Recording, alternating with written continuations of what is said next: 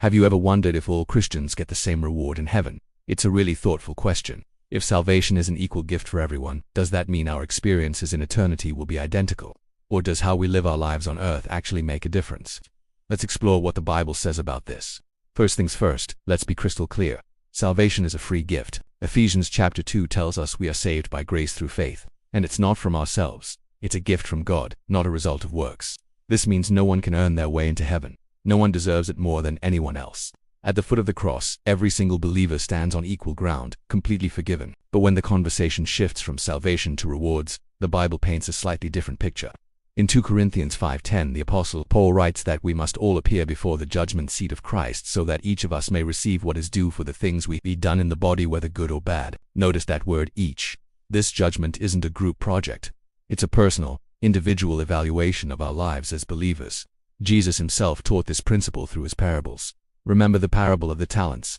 The master gave different amounts of money to his servants, and when he returned, he rewarded them based on how faithfully they managed what they were given. The one who doubled his 5 talents was praised, as was the one who doubled his 2. The reward was proportional to their faithfulness. In another parable, one faithful servant was given authority over 10 cities, while another was given authority over 5. Again, the rewards weren't identical. They reflected the level of stewardship. This tells us something profound. Heaven isn't a competition, but it does involve accountability. God knows that some believers have been more faithful with the gifts and opportunities he gave them. Some have endured greater trials for their faith. Some have served with more consistency and sacrifice.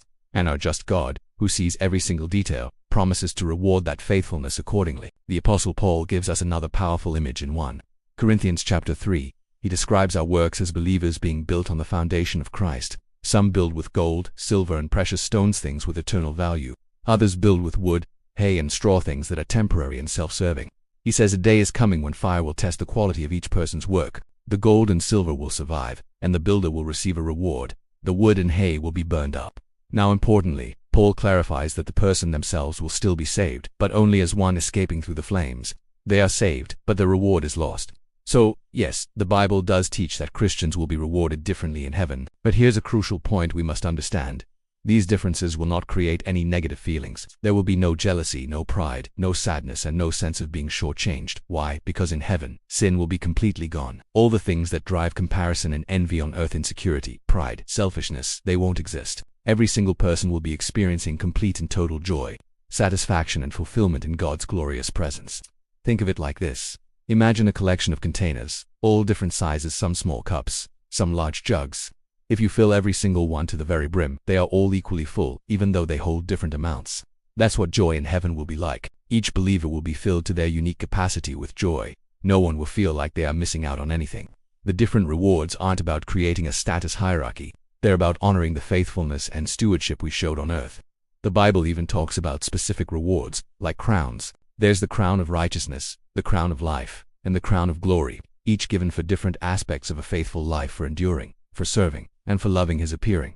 But what happens to these crowns?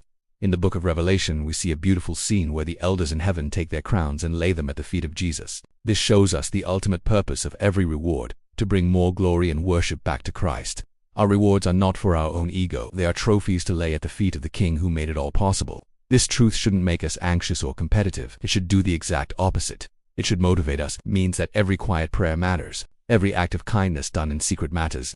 Every time you choose obedience when it's hard, it matters. Every sacrifice you make for the sake of the gospel, unseen by others, is seen by your Father in heaven. God is not unjust. He will not forget your work and the love you have shown for him. Nothing done for Christ is ever wasted. So, let's live our lives with eternity in mind, not to compete with other believers, and certainly not to compare ourselves, but simply to love and honor Jesus Christ with everything we have. Because one day, when you stand before him, the faithfulness you lived out on earth will echo into eternity, all for his glory. Thanks for watching. If this was helpful, be sure to like and subscribe for more content just like this.